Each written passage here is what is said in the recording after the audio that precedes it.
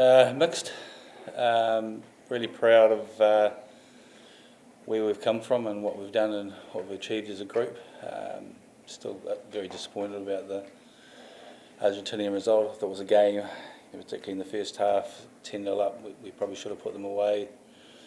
We've missed a 3 points, which you'd normally expect that to sort of go, so that would have potentially taken us up to 13 points. But I don't want to take anything away from Argentina. I mean, they're a tough team to put away, and probably the game management was a little bit better than us. We've times I think tried to play a little bit too much rugby. If you look at the kicking stats, they've outkicked us. They've kicked almost double the length of kicks that we had in terms of just playing a territory game. But in saying that, we created opportunities. We missed a few lineouts, and there was a few other chances that we could have scored. Probably a few too many turnovers for us in the game as well. So disappointing, because I thought the way that we progressed during that tournament, where we were going, and the confidence that we were creating, and we just didn't quite match it against each other, against Argentina. But probably in reflection, that's where we are at the moment. I think we've seen a lot of progress. We've seen where we can potentially get to, but we're not there, and we've got a group of players and a group of young players to hopefully to continue to work with, to give them more experience, more international experience, and they'll get better from that. How long does that pain sort of last? For me? Yeah. It'll take a little bit of time, yeah. I'm kind of one of those people, I don't actually, whether we win or lose, I tend to be all right after a game, or the next day. It's probably 2 or 3 days later that I start to feel either the elation or the disappointment. So it's one that slipped up from us. And when you look, ironically, it could have been the same 4 teams from the last World Cup. It could have been in the semi-finals. So we did have a chance, but we weren't there. Probably the number of turnovers and stuff that we made and things, it probably didn't help. But like I said, that'll be something that will go, and when we come back with the group of players and review that, what are the learnings from that? Because you tend to take so much more learnings from games of disappointment to get better as a squad. And I think for us, the benchmark of how to control a game and manage a game was definitely against Australia. I thought we were outstanding in that performance, and that's kind of what we want to. How do we get to a situation where we're consistent with those sorts of games against quality sides? You rushed straight after the game. It's probably quite raw. What next for you? Is he wants it to on the next 4 years? Oh, absolutely, yeah. I was asked about that. I didn't know it was in my contract. I just had a bit of a joke with Nigel before. I said, you can't get rid of me, because I think my contract said that if we didn't get out of the pool, they had a clause that they could get rid of me. So, but I did say, if you do want to pay me off, that's up to you. So I haven't brought my checkbook yet. Yeah. I'm excited about what we can start doing as a group. We've got an opportunity to bring some youngsters come in and going forward to build on the next cycle. We get into 27 with players that have got 50, 60, 70 caps behind them. I think there's an opportunity for us to build some closer relationships with the regions, and some of the changes of coaches and personnel there, and I'm excited about that. That hasn't always been the case in the past. That often those relationships have been quite fractured, not from a coaching perspective, but because sometimes there was the things that were going on between the regions and the unions, and we got sort of dragged into those sorts of things. So I think that's encouraging, and it's really encouraging for us to hopefully get on the same page. We're dealing mainly with and working with the same players, so we've shown that we can improve. We've shown as a group of players that we've got an opportunity to play at a higher level, and we want to work with them and encourage them to do that, and to keep building to build confidence from that, going back to the regions, because it's going to be incredibly important for us. in terms of keeping players in Wales and players wanting to be a part of something with their regions, but also want to play international rugby. And I've had a few conversations with players whose contracts are up, and I'm saying to them that I think the best thing for them going forward is, in the development of their game, is to stay in Wales, that they can be looked after to get the best possible out of them in terms of playing international rugby. But in order to do that, we've also got to make sure that we're progressing and performing at regional level too. So, 4-year cycle, you'd like to take Wales to the 2027 World Cup?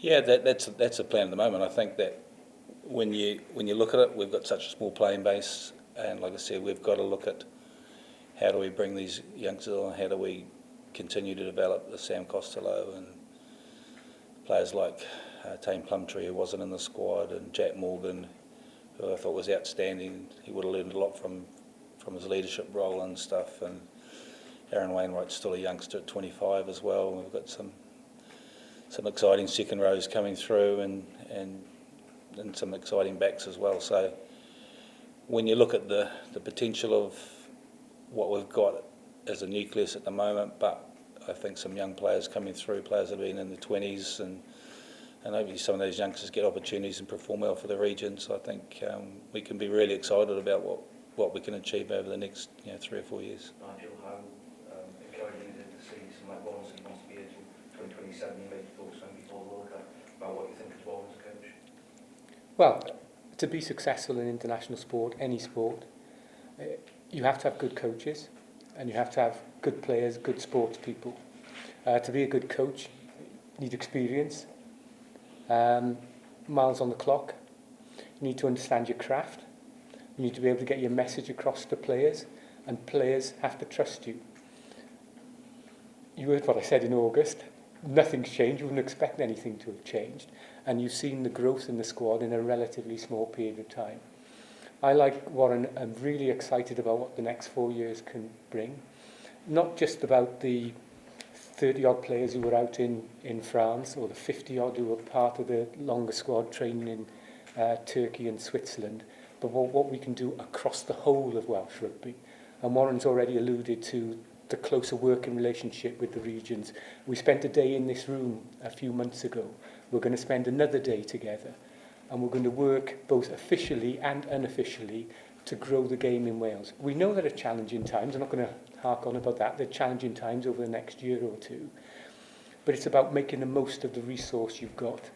All those young players who are currently 18, 19, 20, 21, we were just talking about the squad, the number of 22, 23, 24-year-olds who perform with distinction in France. We've got something to build on here. And we're not saying anything ridiculous about what we're going to do over the next 2, 3 or 4 years. But we know we can grow the standard of the squad to an even greater level than we saw over the last 4 or 5 weeks. Just on that one, we've shown what you can do with the squad over 3-4 months every day, working for them. They now go back to their regions after bar buzzing. You have them for 2 weeks. How do you make sure that things don't regress, or you don't have that sort of same time that you would have during those tournaments?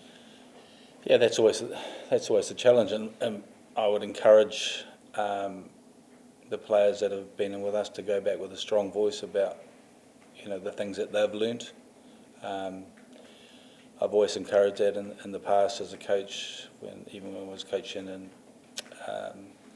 up in Wasps, when English players would come back to us, what things have you learned, what things can you bring into our environment to make us better as a group, and that can work both ways as well. So when things are working really well at a region and a player comes with an idea and this is what we've been doing, we're more than comfortable to implement that into our pathway or into our program. So those are the sorts of things that I think need to be.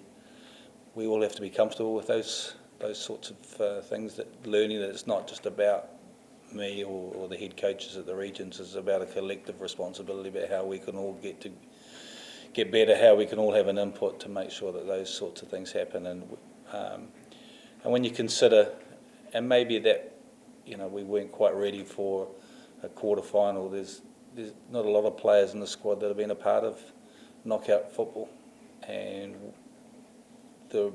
the more regular opportunities you have being part of quarterfinals and semi-finals, then you get more comfortable with that. So we're starting from a relatively low base at the moment, but I think everyone's well aware we've got to have a significant amount of improvement in the whole game here in Wales if we're going to be successful. And that's not about. It's not always about winning everything. It's about potentially overachieving. We probably, like I said, we're disappointed we didn't get to semi-finals, and that would have been a great achievement for us. We've been satisfactory. We've won our pool, and that's been a big improvement. But we're not satisfied with that, and again, I think the regions have to be ambitious about putting in the hard work and getting better and making playoff stages to continue to develop their players. Yeah, which is something we'll talk about with the backroom staff that I've got at the moment. Sort of kind of everyone's on different cycles, so it's about sitting down with them and talking with them and talking with Nigel and the union about how we potentially go forward and getting people on those same sort of contract cycles. I can say that I've seen a huge amount of growth in the staff from the Six Nations, the amount of work and effort that they've put in, what they've learned as coaches, and probably the relationship that we've developed over the last 4 or 5 months. That's been extremely positive, and I think we can see that in some of the performances of the side that coaches have got much more comfortable in sort of this pressure cooker environment, but also having that time to work with the players. What players will be available for Barbara's game? Is it the regional players from the Wales squad and not English and French? Is that the sort of agreement I will do? Yeah, we'll probably pick the squad out of that original 54 that we had available. Obviously, the French and English players aren't available, so at the moment we've had players been scanned sort of yesterday and today. I spoke to Prav Mathema this morning and I'll get a final follow-up from him this evening. We'll name a squad tomorrow, so we're going to have to bring in a couple of tight heads. Whether that's probably the names off the top of my head at the moment, but, probably Kieran Azarati and Leon Lloyd, a couple of second rows. Leon Brown. Sorry, Leon Brown, not Leon Lloyd. He wouldn't be any good in the front row, would he? Leon Brown. And just so we picked up a few injuries last weekend. If we were to play this weekend, we wouldn't have had Liam Williams, Lewis Rees-Sammet, Josh Adams, Gareth Davies, Dan Bigger wouldn't have been fit and available for this weekend. So that would have been a bit of a challenge, but it would have been an exciting challenge. So there's a number of the squad in France who will be available. We will add a few more names. So whether that squad's 23, 24 or 25, we won't be picking a full squad, because I think there's a chance for some of the players who were in France who didn't get a lot of rugby maybe to go back and play for their regions, and also by not picking a big squad, it allows the regions to perhaps operate a bit more effectively. So that's a part of the thing that we know it's a game that's there. We know it's a celebration game, and there's a lot of talk about Alvin Jones and stuff, and maybe for some players it might be the last hit out for Wales also.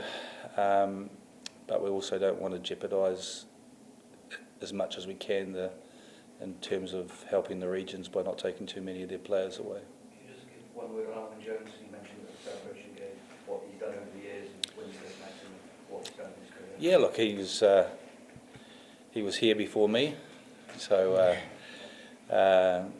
obviously he's been an unbelievable servant for Welsh rugby and was achieved in the game. I think it's probably his biggest strength's been his mental application. He was a player who never knew when to give up. He never knew when to stop. And when he was at his best, he led by example, not just in the way that he played, but also in trainings and demanded stuff. And I think there was a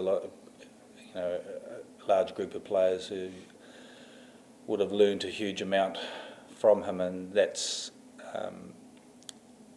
for us as a group is developing those sort of the next Alan Wins who can do the same sort of thing when youngsters come in the squad. This is how you prepare, this is how you train, these are the expectations. When you put the jersey on, what it means. I can remember I go around the change rooms before games and shake everyone's hands and wish them all the best. And he used to shake for every game. And it must have been a hell of a lot of games. I'd shake his hand, and he would always say to me, "Thanks for the opportunity," because he never took it for granted. And I kind of went, that's what it means for him to play for Wales. Warren, you've got a few over 30-year-olds, not that many, but how do you manage the process with the more experienced players over the next few years in terms of bringing in the youth, balancing the experience you've got? Yeah, it's looking at that age profile, and you're looking at 2027, who in your mind you think is definitely not going to get there. Are there one and two that might be part of the transition, helping bring some of the youngsters through because they've got that experience over the next 12 months or so. So, yeah, that's going to be a balancing act for us. I have spoken with some of those older players within the group about what their plans are and where they see themselves over the next couple of years. Some of them continue to want to play regional rugby and still be available. So it's just kind of making sure that we have honest and open conversations about what's going to happen, and then that potentially is going to happen over the next few months. Sitting down, I spoke to Lupe before he left France, and I just get that arm fixed, and when that's there, we'll sit down and talk about what you want to do over the next few years in terms of your playing. So just making sure that we get it right. We're aware that we need to give those youngsters opportunity. They need time in the middle. They need to develop that experience, and I don't want to be leaving some of them with not playing a lot of international rugby over the next couple of years, and then trying to get them up to speed in a short period. So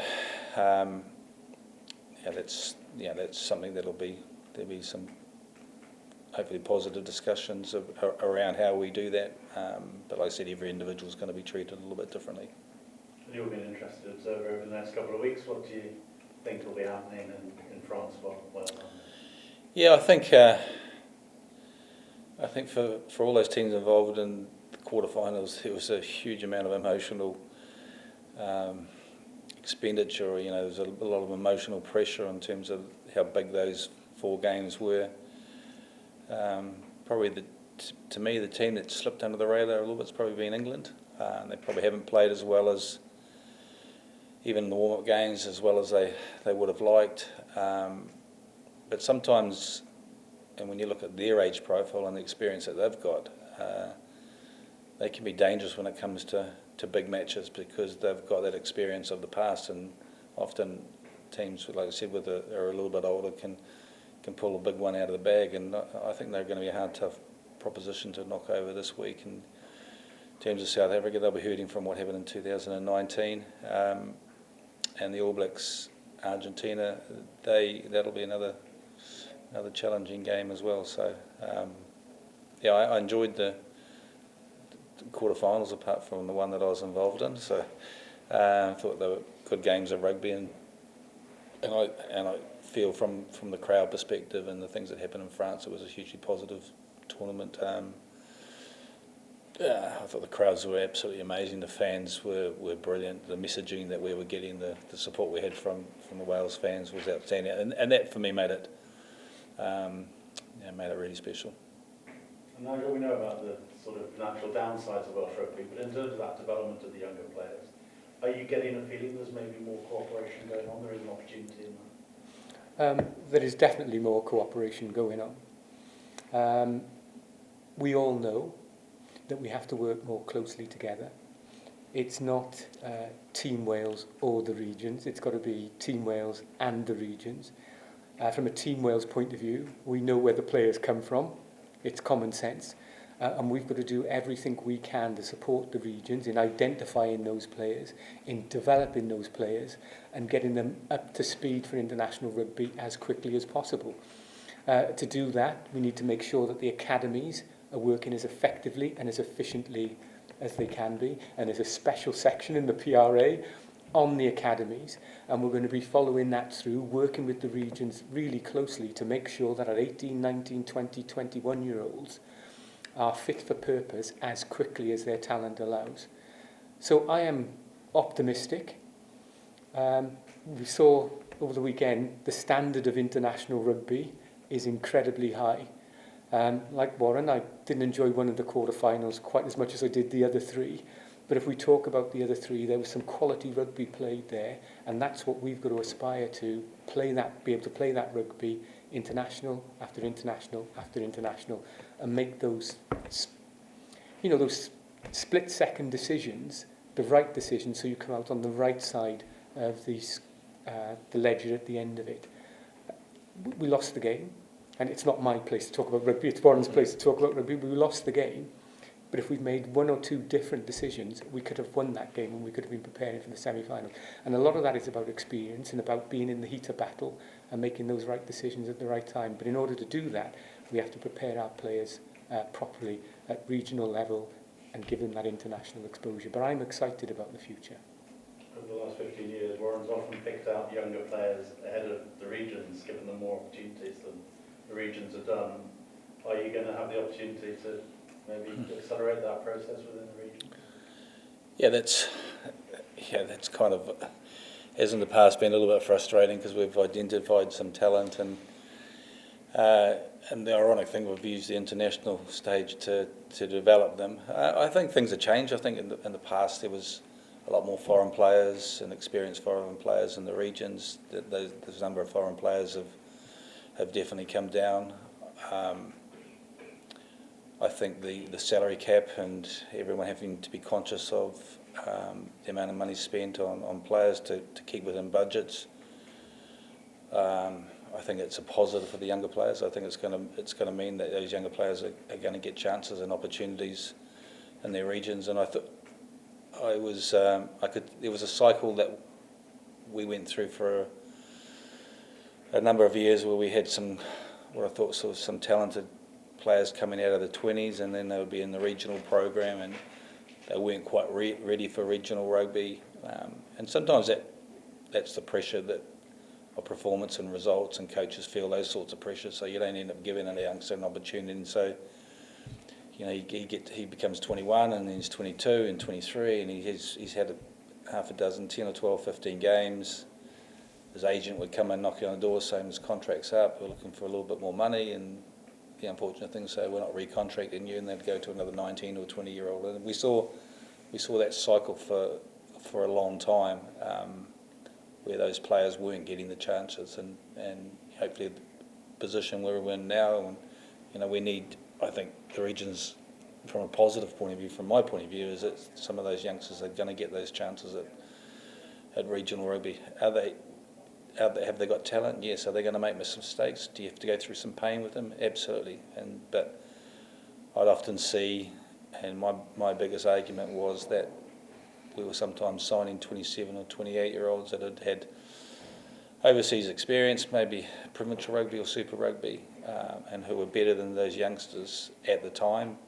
And as a result, we didn't see some of that development. But those are some of the things that I've spoken about in the past, but I think we're in a position now, like I said, with not anywhere near as many foreign players, and our regions probably having to be more proactive and actually having to develop those youngsters. I think I'd like to see them come through, play regional rugby that we identify and see their talent, and then can bring them through to the national side. Okay, so we've got time for a few more. So we'll go Alex, Steph, Tyrion, and then... Sorry. Okay. You touched on the games in Paris. I thought they were amazing matches. Did they set a new standard for you, do you think, in terms of physicality and intensity? Can Wales maybe get to that level, in your opinion?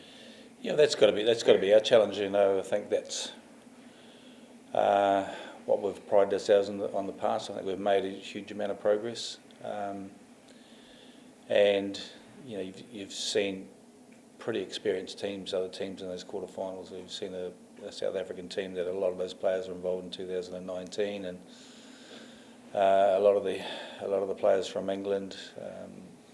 The All Blacks have always been one of the benchmarks of a team being able to play and perform, and we've seen the development and rise of Irish rugby over the few years. But they'll all go through quite significant transitions after this World Cup, and if you look at the Irish team, there's a significant number of those players who are not going to be there in 2027. Is when they make the change. Does Andy Farrell keep with them for another year or two, or does he start thinking about youngsters coming through? South Africa are going to go through that sort of same process. Yeah, they've got some young exciting backs, but they've also got an ageing team as well. The All Blacks are going to lose a lot of players that have made commitments to leave and go to France or to Japan, so they'll be in a new cycle. And you know we're similar as well. So England, you know, definitely the same. So there's probably a number of teams that have that are in the same sort of position that we'll be in going through the next period. So we've got to be prepared to work hard. We've got to be prepared to get those players up to speed as quickly as we possibly can, so that when we do come up against those sorts of teams and those big occasions, that we're ready for it. And one of the themes of the World Cup was the Tier 2 nations and the future of how they're going to go. Would you, as Wales coach, welcome the chance to play against them? Yeah, absolutely. I thought one of the teams of the tournament was Portugal. I thought the way they played, they were absolutely outstanding. You know, a lot of players are coming from the Sevens program.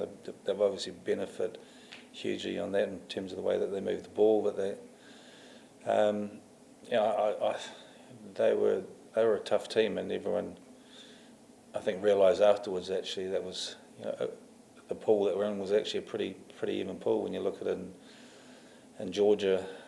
You know, the score that we had against Georgia was, you know, the biggest amount of points that they'd had on them since the last World Cup in 2019. So they just need to play more rugby at a higher level. And even the Uruguay game against the All Blacks, that's 0-0 after 20 minutes. So we can see what those teams can do when they're pumped up, the adrenaline's there and they're able to go. But the unfortunate thing is that they're not able to sustain it at the moment for long periods, you know, through that sort of 60, 70, 80 minute time. So they just need the chance to play against the best, and that was the thing.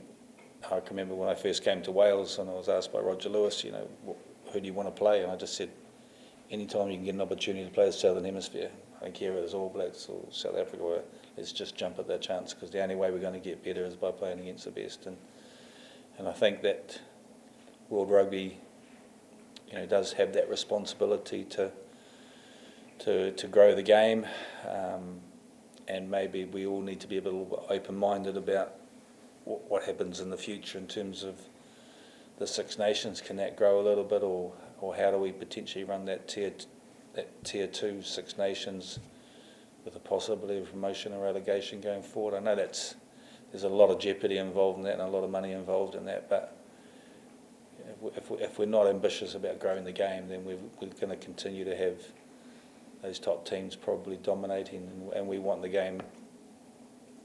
From me as a sports fan, you want to see upsets, and we've seen that. We're watching a bit of the Cricket World Cup, and we saw with the Netherlands beating South Africa yesterday and Afghanistan beating England, and that's been a process where they've started to be, because of the regular fixtures they've started to have against those big nations. We've seen their development over the few years, and I think we need to sort of, you know, in some way follow the same sort of model to keep developing those tier 2 nations.